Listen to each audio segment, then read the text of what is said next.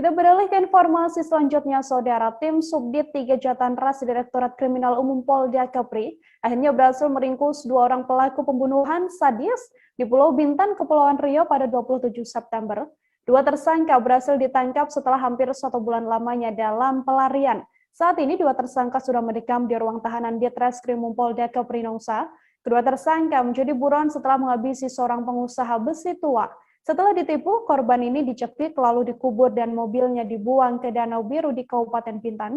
Untuk mengetahui bagaimana informasi lebih lengkapnya, tersambung bersama saya wartawan Tribun Batam ada Beres Lumbantobing di sana yang akan memberikan informasinya pada Anda. Halo Beres. Oke, halo rekan Dea, rekan Nila. Baik. Oke. Awal mula terjadinya pembunuhan bos besi tua ini mungkin bisa dijelaskan dulu bagaimana kronologisnya? Oke, baik. Peristiwa pembunuhan salah satu bos besi tua di Tanjung Pinang ini memang sempat menggegerkan warga di Kabupaten Bintan seperti itu. Nah, jadi pembunuhan ini cukup sadis begitu. Jadi ada 2 tersangka yang menghabisi korban yang juga bos dari pelaku tersebut. Jadi beberapa 2 hari lalu begitu saat konferensi pers Direktur Kriminal Umum menguraikan begitu kronologis peristiwa. Jadi tersangka ini berhasil ditangkap ya di Temilahan begitu. Jadi diringkus dibawa ke Batam. Seperti itu. Oke, Beres. Untuk motif dari pelaku sendiri menghabisi nyawa bosnya ya berarti ini seperti apa informasinya? Nah, jadi pelaku menghabisi nyawa bosnya ini dikarenakan adanya motif sakit hati seperti itu. Jadi ada hubungan antara si bos dengan si pelaku merupakan hubungan mitra kerja. Jadi si pelaku merupakan anak buah dari si bos. Nah, jadi saat itu ada pertikaian begitu. Jadi si anak buah sering meminjam duit kepada si bos. Jadi dari situlah awal mula ada unsur rasa sakit hati. Selain itu si bosnya ada hubungan dengan sang istri begitu. Jadi itu pula lah yang menjadi motif si pelaku menghabisi nyawa korban. Oke, kemudian berdasarkan informasi juga kedua pelaku ini membawa sejumlah barang atau membawa sejumlah uang milik korban. Bagaimana informasinya, Beres? Iya, jadi Direktorat Kriminal Umum Polda Kepri berhasil mengungkap begitu berdasarkan pengakuan tersangka. Tersangka berhasil membawa uang dari bos besi tua sebesar 200 juta rupiah. Tak hanya itu, ada juga uang sebesar 600 juta rupiah diambil dari ATM-nya. Nah, jadi pada saat itu si tersangka mengetahui bahwa si bosnya begitu ataupun korban di hari yang sama telah melakukan transaksi penjualan barang rongsokan ataupun besi tua. Nah, jadi mengetahui adanya uang tersebut, nah si tersangka pun merencanakan aksi itu. Jadi ada total kerugian ataupun barang bukti yang berhasil diraih begitu ya si pelaku sebesar 260 juta rupiah. Nah, menariknya uang ini dibawa selama dalam pelarian begitu dalam perburuan polisi sekitar 27 hari. Nah, si tersangka melarikan diri ke Tembilahan Riau, artinya berbeda dengan provinsi ia melakukan aksinya begitu. Nah, menariknya dia membeli rumah di Tembilahan Riau untuk tempat ia tinggal selama dalam pelarian.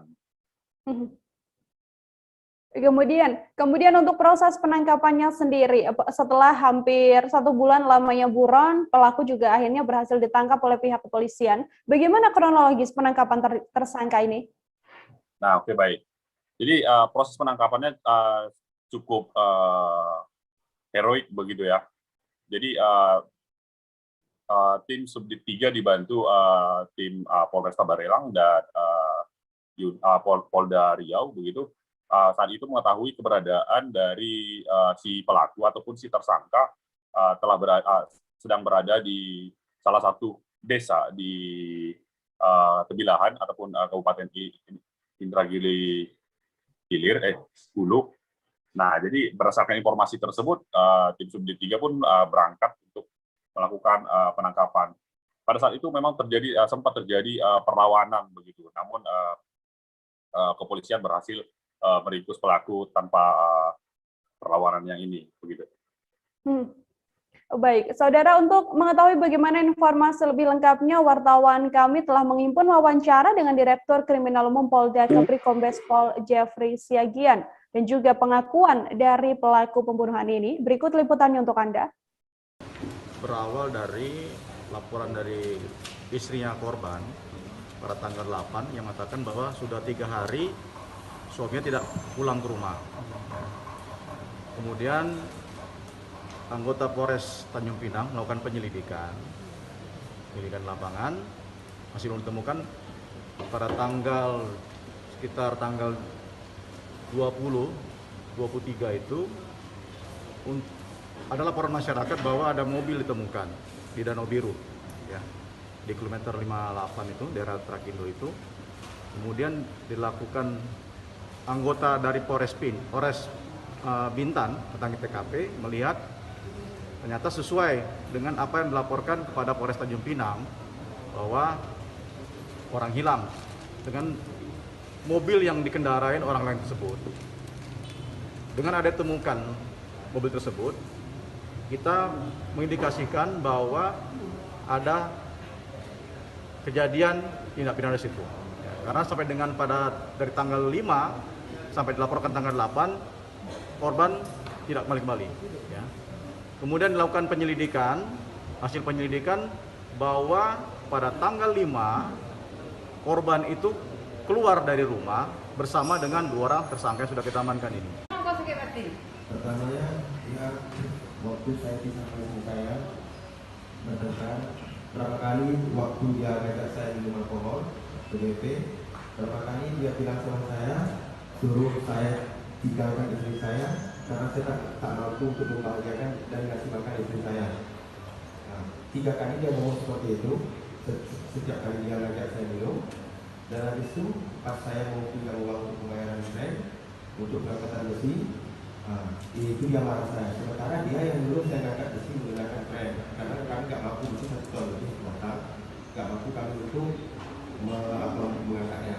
Dan masalah mengambil uang itu, awalnya tujuan saya datang ke rumah si Adi mengajak merampok uang itu. Dan saudara Adi bilang, kalau tidak kita habisi akan berbahaya. Ya terserah saya.